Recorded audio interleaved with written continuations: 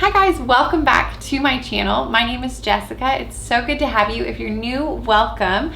I make content for growing families, and if you're coming back again, you've been here before, thanks so much for coming back. It's so good to have you here. So today I'm going to be talking about how to enjoy motherhood more. Could also be how to enjoy parenthood more. But before we go there, I want to say thank you to all of you who have been shopping Very Good Mothers Club recently. We are so grateful that you're choosing our small business to get your products from. It really, it encourages us, it supports us, it is awesome. So thank you. And we pack them up by hand here in this building, in the room on the other side of this wall. We're just so grateful. If you want more of my family, you can follow me on Instagram at Jess_Hover. And if you need community, if you want friendship, there are two opportunities for you. One, you can join our paid community. That's a more select group of people. They have more access to me and different resources and support there. So that is verygoodmothersclubhouse.com. You can go there and join that. I believe it's $3 a month. And then if you want free support that you can access whenever you want on Facebook, we have a private Facebook group called Jess Hover and Friends. You request to be in there, answer the questions so we know you're not a creep, and you can jump in. There's a great community there as well. So today we're talking about how to enjoy motherhood more. And this is not just like a flippant topic that I'm trying to add, another video to the list of videos I've made. This is something that I deeply, deeply care about because motherhood did not come easily for me. I did not enjoy being a mom. In fact, one of my most viewed videos is called I Don't Like Being a Mom. So if you want to know more of me and my experience, you can go watch that video. I made that before I had my third child, my daughter, and I get asked now if I like being a mom yet. And so I'll answer that question for you in this video. But I just want to be able to say to you that I know that some of you are watching and your experience of motherhood or parenthood has been pretty awful. Maybe it's not at all what you expected. Maybe it's super challenging. Maybe you're so sleep deprived you can't function and you're wondering if it's ever gonna get better. I relate so much. When I had my first daughter, Eloise, that was 6.5 years ago, I just didn't like being a mom. It was the weirdest thing. I think I thought that joy was gonna come quicker, that I would be more satisfied and more fulfilled. And I specifically remember when she was 5 weeks old, I was on the internet, I was supposed to be sleeping. It was like a little window of time when I could finally be asleep. And I'm Googling things like, will motherhood ever get better? And will I die from not sleeping? And I remember Sean coming in and being like, you gotta just sleep, like what's going on? But I was desperate for somebody to tell me that it was gonna get better. How is it gonna get better? I felt like maybe something was wrong with me because I was having such a hard time, and I was watching other people who became moms and they sort of like coasted in. And one mom, I remember she said, now that I'm a mom, I feel like I'm in my sweet spot. And I had never felt farther from a sweet spot when I became a mom. And so this video is gonna be practical, it's gonna be helpful, but it's really gonna be from a heart of like, you can do this. If this role feels like something you were not cut out for and it's way harder than you expected, if I can do it, you can definitely do it. So first thing, do I like being a mom now? So I'm 6.5 years in. I have a daughter, Eloise, a son, Wilson, he's 2.5, or almost 2.5, and a daughter, Juliet, she's just turned 1. And I love my kids so much. I'm crazy about them. I think they're the best things ever. I'm so stinking grateful that I get to be their mom. Do I like being a mom? That one's a little bit harder for me now because I'm so immersed in motherhood that I can't really tell if I like it or don't like it. There are a lot of elements about being a mom that I don't like, but I wouldn't trade those things to not have my kids. So I would say, do I like being a mom? Yeah-ish, mostly. But there are a lot of days when I'd be happy to like go take a vacation and pretend for a while that I'm not a mom. What can we do to enjoy motherhood? First thing is, have the context, have the understanding that early motherhood, maybe all stages of motherhood, but I've only been through the stuff I've been through. Early motherhood is really, really hard. It's really demanding. It's really exhausting. It's a whole new you inside of this life you've been living. Your body's been through a lot. Your hormones are going through a lot. You're trying to make sense of things, and it's like your mind isn't always even on your team. I'm supposed to be so present to take care of this little baby, and if I don't take care of her, she's not going to make it, and yet I feel like I'm at my worst physically. That's a really hard thing. And it's important for us to understand that it's hard, because if we know that it's hard, then we don't feel crazy when it's hard. If we go into early motherhood and we think it's going to be amazing and everything's going to be smooth sailing and we were made for this, so therefore it's going to be awesome, I think we set ourselves up to be disappointed and lost and a bit flipped upside down by the whole experience. So I'm going to just tell you that it's hard so that you can get there and be like, well, it wasn't as hard as Jessica made it sound. That would be success. That to me is like, good, I've set you up well. Not like I want to be doom and gloom, but I want you to know you're not crazy. That's maybe like my big thing, is you're not crazy if you feel like this thing is horrible, because it just is horrible at times, and that's okay. It's temporary. It's going to get better. It's going to get easier. Your body is going to feel more like you again. You're going to find rhythms that are easier than they are right now, or easier than they were.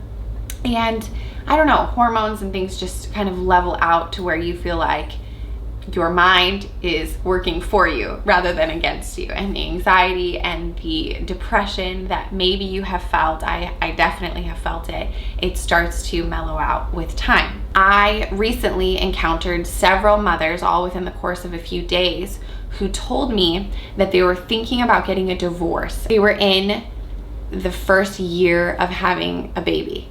And what I told them and what I was thinking about is that first year is really hard on relationships. And so perhaps the problem isn't your relationship. Perhaps it's just the stage of life you guys are in together. And if you can be committed to getting through this to the other side of this stage, you might find you really enjoy your partner, your spouse. This basically saying like, I don't know that divorce is the answer, because I'm not really sure that your marriage is the problem.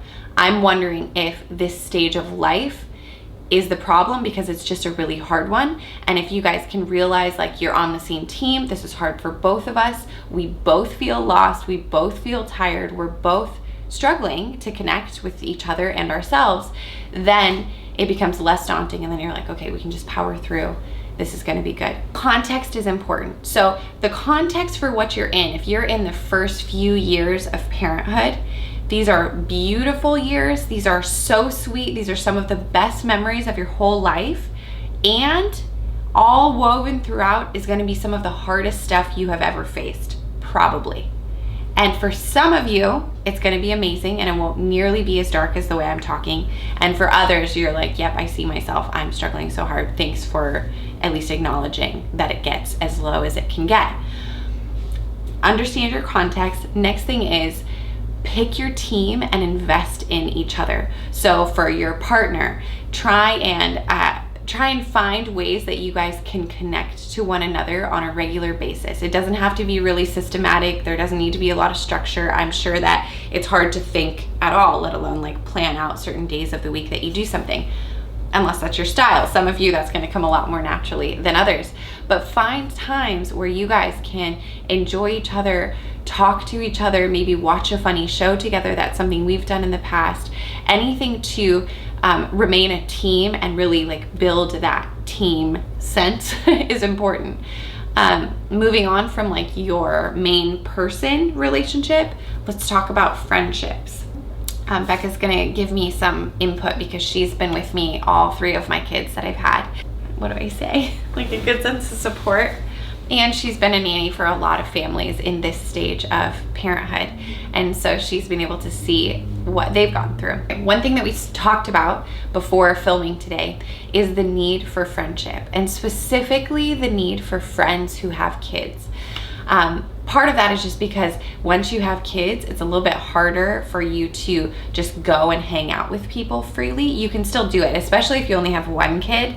There's a lot more freedom there. Then once you start banging out the rest of them, it's just a bit more challenging. If you can find friends who are parents, they're in a similar stage to you. They understand the hard stuff, and then they also appreciate the good stuff, but maybe you can't find those friends.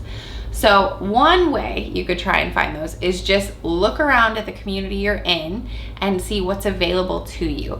Are there parent groups offered by like churches or the YMCA, or I don't know where people find parent groups, Facebook, anywhere you can see, schools, daycare, that's a good one.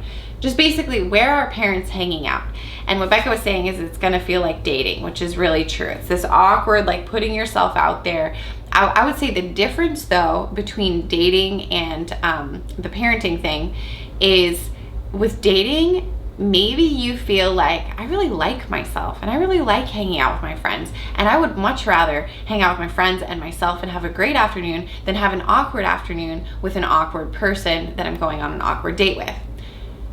With parenting, my experience has been like, I like myself, I like my kids, I like my family, but I would totally spend an awkward afternoon with another family if it meant that my kids will play and I don't have to entertain them the whole time. I'd be completely happy to sit with somebody that I just don't really get along with super well, but like we're nice enough to each other and we have a pleasant time and we leave and never hang out again. I would do that. Whereas with dating, I don't know that I would do that because maybe the cost is higher. With finding parent friends, I feel like the cost is lower. You all have to parent your kids anyway. Might as well do it in a public place where the kids can enjoy each other. Unless the other family is really the worst, then maybe. But I just haven't found the worst family. I can't think of a single family that I've met that I would not want to hang out with for a couple hours if our kids would play together. And sometimes with dating, you don't know if you like them the first date. It's so true. With dating, you don't know if you like them the first date. With families, it could be the same thing. Yeah. It could be totally the same. No, I get it. It's hard to make friends. What Becca is saying is it's hard to make friends. The challenge of making friends is not unique to parents. Yeah. It is an everybody challenge. As we get older, as we move through our 20s and we're no longer like in, I don't know, organized teams, schools, working for organizations, like, I don't know where the people are. Even the fact that COVID took most of us from working in places with other people and separated us to our homes, there was a gift in that. But the curse of it, I think, is that you're not meeting new people to be able to build friendship. And what that produces is crazy Jessica who goes to playgrounds and yells across to strangers, like, I love your hair.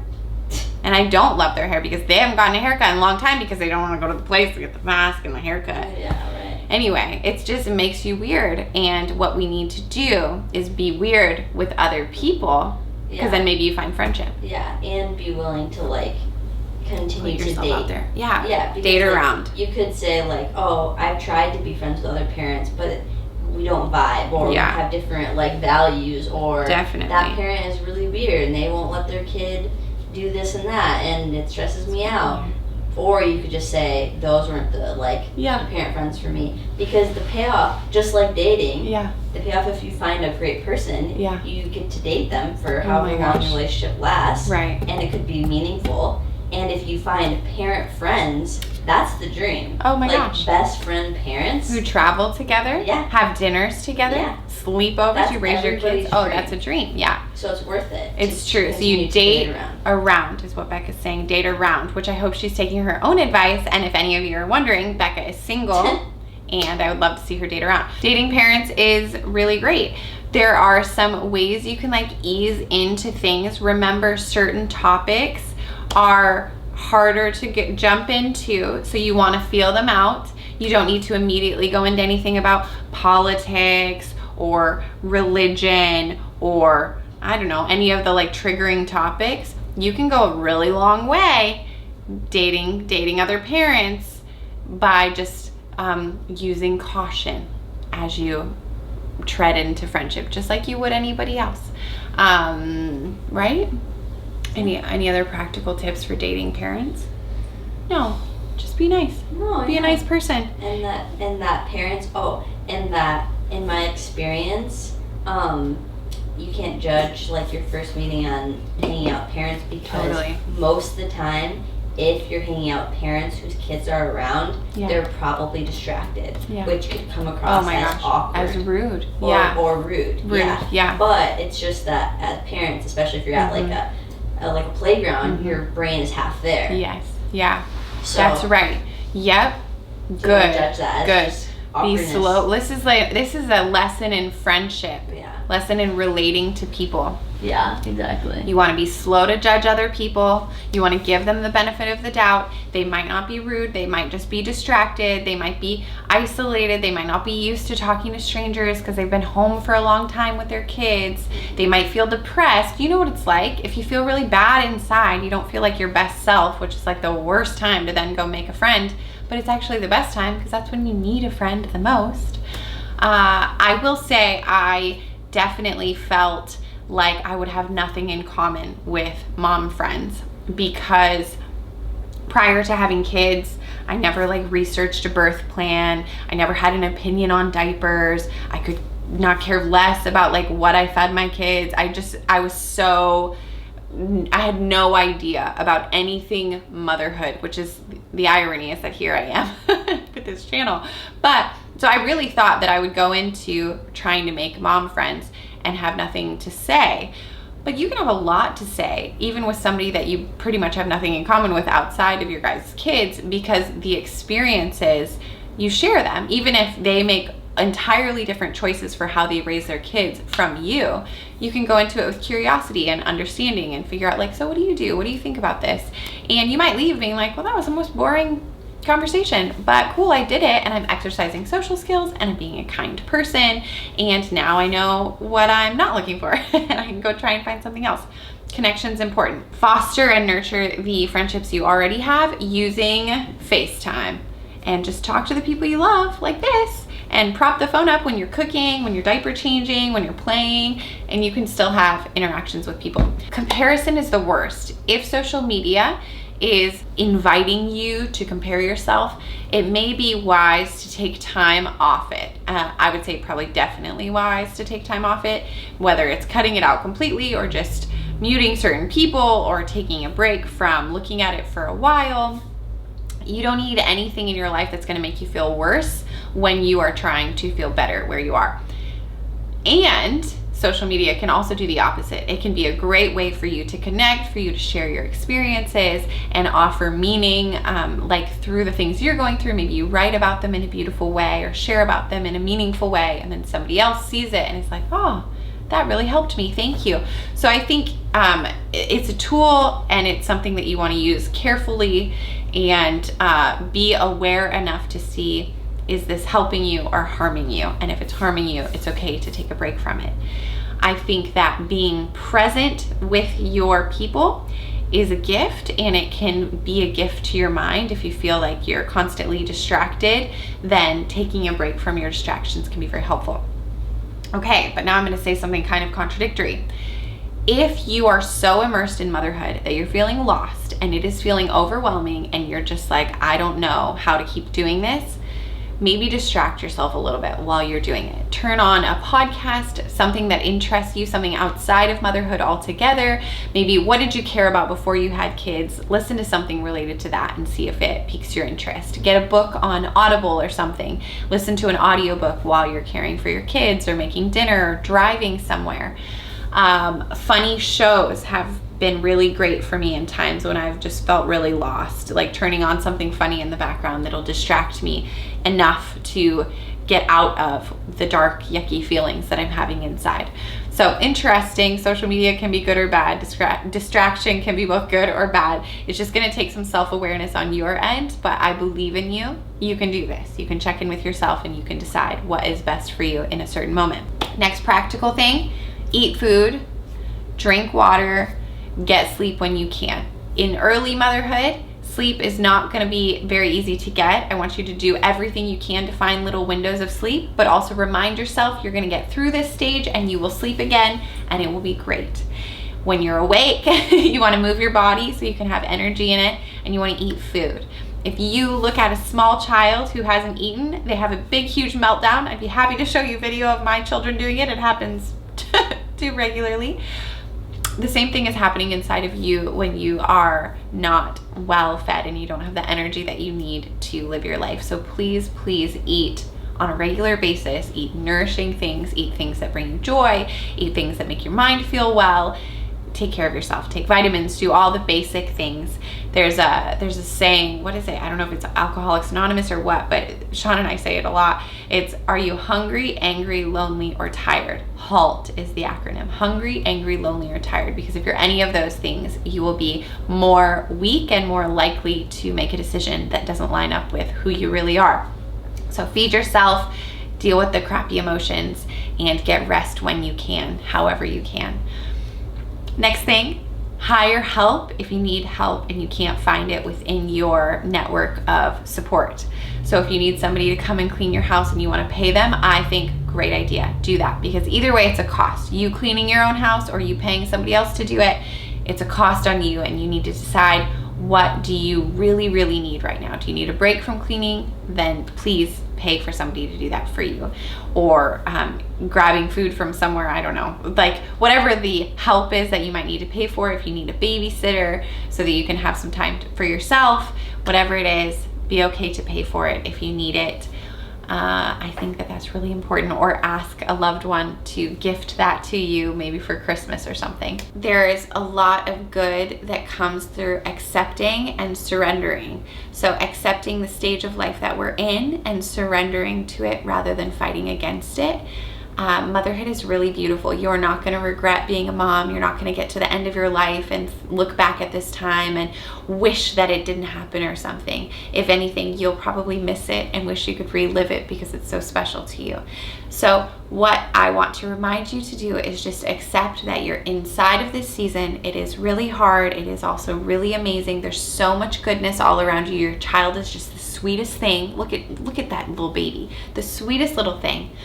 And kind of like when you're swimming and there's all these waves coming, instead of like fighting against the waves, the best thing to do would be like learn how to drift with them. So you ride them, and when you ride them, then things become more enjoyable.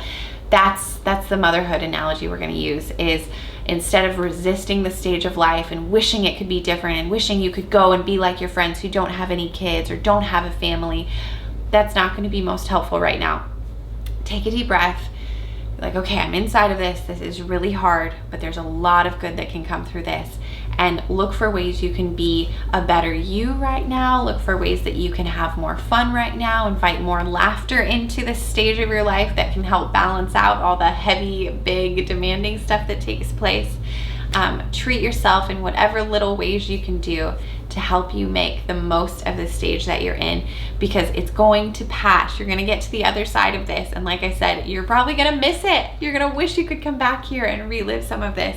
So just hang in there. Don't give up. Find friends you can talk to. Join our online community if you want. Those are great people. We'd love to have you there. And my hope is that through that community, people will actually make real life friends that they meet up with and connect with. But you can do this. I believe in you. I'm so excited for you. You are going to be an amazing mom, an amazing parent. And if I can do it, you can definitely do it. If you have things that you're doing that's making motherhood more fun, will you leave those in the comments for us? And we could just sort of build this as a resource for anybody who hops over here to see what we're talking about. They can find tips to help enhance this stage of life that they're in. Everything you're doing is meaningful, and finding meaning makes things a lot more enjoyable. So try and look for the ways that this stuff has significance, and I think you can do it. We'll talk to you soon. Thank you so much for being here. Okay, good job. Bye.